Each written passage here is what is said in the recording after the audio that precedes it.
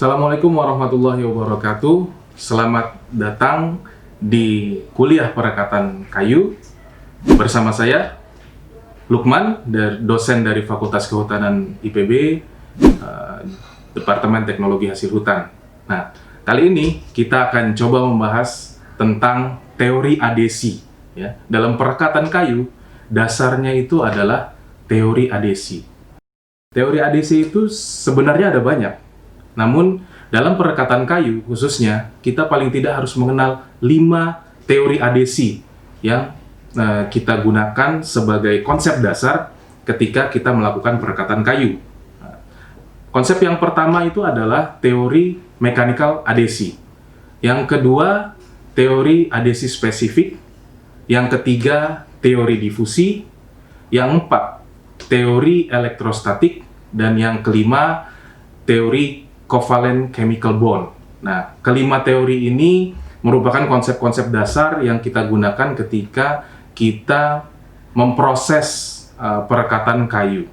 Nah, pada video kali ini, saya akan coba membahas bagaimana teori yang pertama, ya, apa yang dimaksud dengan teori mechanical adesi, dan bagaimana aplikasinya ketika kita melakukan proses perekatan. Teori adesi mekanis ini merupakan aksi menekankan pada aksi bersih-kunci. Ya.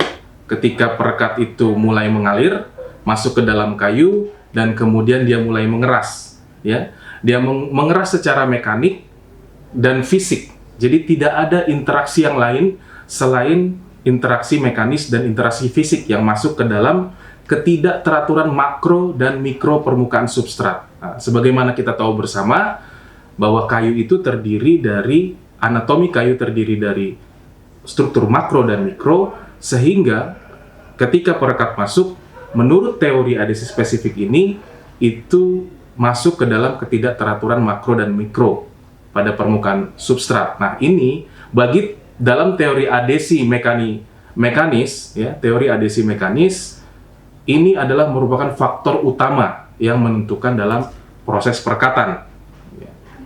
Nah, menurut teori adesi mekanis juga, aksi bersih kunci ini dimulai pada substrat yang berpori. Kita tahu bahwa kayu adalah substrat yang berpori, dia memiliki banyak rongga, sehingga mekanismenya akan menjadi mekanisme yang disebut aksi bersih kunci. Ya. Jadi ketika ada rongga, ada serat di situ, kemudian seperti jari-jari ini, perekat dan kayu membentuk aksi bersih kunci, gitu ya. Proses ini dimulai pada substrat berpori yang berupa kayu, kemudian perekat mengalir, masuk ke dalam rongga-rongga kayu, dan kemudian mengeras. Nah, ketika perekat ini mulai mengeras, perekat ini akan berfungsi sebagai jangkar perekatan, sehingga ketika sudah mengeras, dia menahan sehingga ada ikatan antara perekat dengan kayu. Nah, dalam teori adesi mekanis, porositas itu menjadi sangat penting. Nah, makanya ketika porositas si rekat itu tidak cukup dalam, maka kemampuan perekat memasuki si rekat itu menjadi lebih rendah. Nah, demikian juga ketika kemampuan perekat memasuki si rekat rendah, maka kekuatan perekatannya pun menjadi lemah. Kita juga dalam teori adesi mekanis, ketika polimer perekat itu dan serat kayu yang berpori bersih kunci secara baik, nah ini terjadi pada level mikroskopis maupun molekuler, gitu. Membentuk mechanical interlock. Jadi tidak hanya terjadi secara mikroskopis saja, tetapi pada level molekuler dia juga terjadi aksi mechanical interlock atau aksi bersih kunci. Kita lihat lagi ketika polimer perekat dan serat kayu yang berpori bersih kunci baik secara mikroskopis maupun molekular membentuk mechanical interlock, ya kita sebut tadi aksi bersih kunci mekanis. Ketika perekat dilaburkan, ya, ketika perekat disemprotkan atau dilaburkan, itu masuk ke dalam kayu dan mulai membasahi. Jadi prosesnya mulai mengalir, kemudian masuk ke dalam kayu, penetrates, dan kemudian mulai membasahi. Nah, proses ini terjadi menurut teori adhesi mekanis, maka perekat masuk ke dalam lumen, lubang atau celah dan ketidakteraturan lainnya. Makanya dalam teori adhesi mekanis ini, lubang, celah, rongga itu menjadi sangat penting. Gitu. Karena perekat ini akan masuk melalui pintu-pintu tersebut.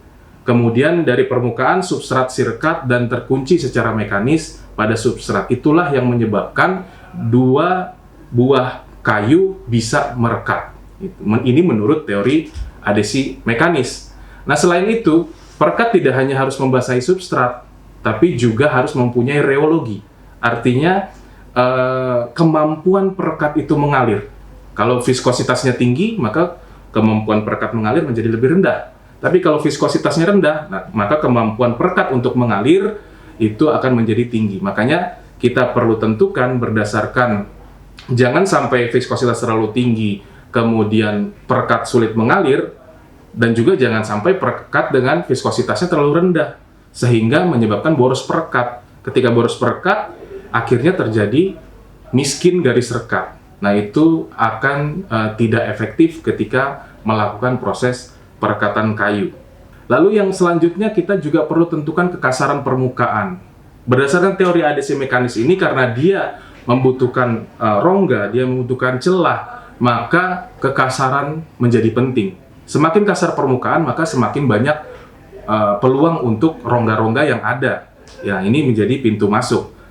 Oleh karena itu, permukaan yang kasar itu dapat meningkatkan kekuatan dan ketahanan perekat, sehingga terjadi mekanisme aksi bersikunci tadi.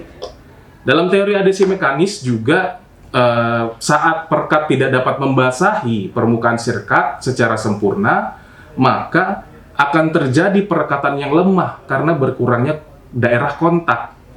Semakin perekat mampu membasahi daerah yang luas, maka daerah kontaknya akan menjadi semakin banyak.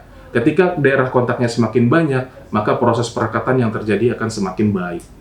Dalam teori adhesi mekanis, kita kenal istilah konsep tentakel. Nah, istilah ini lahir dari kenyataan bahwa secara mekanis, ketika perekat masuk ke dalam rongga kayu dan mengeras, itu membentuk bentuk seperti tentakel gurita. Ya. Memiliki seperti tentakel gurita, makanya disebut konsep tentakel. Nah, hal ini terjadi pada tingkat molekuler. Nah, tentakel-tentakel inilah yang kemudian dia bertanggung jawab untuk menahan beban, sehingga ketika kayu sudah mulai berikatan, dia tidak akan terlepas atau terjadi ikatan. Nah, selanjutnya aksi bersikunci perekat tidak melibatkan interaksi kimia, berbeda dengan teori-teori adhesi yang lainnya. Nah, ini hanya melibatkan proses fisik, makanya gaya gesek itu menjadi lebih berpengaruh terhadap teori adhesi mekanis dibandingkan dengan normal force, ya, dibandingkan dengan gaya tekan atau dibandingkan dengan pembebanan. Nah, ini makanya mencegah pemisahan antara perekat dan substrat. Dalam hal ini menunjukkan adanya interaksi antar permukaan. Ya, mungkin demikian teori adhesi mekanis, sedikit yang bisa saya sampaikan dari teori adhesi mekanis ini. Tentunya kita akan berikan teori-teori adhesi yang lainnya pada video-video selanjutnya. Terima kasih telah menonton. Assalamualaikum warahmatullahi wabarakatuh.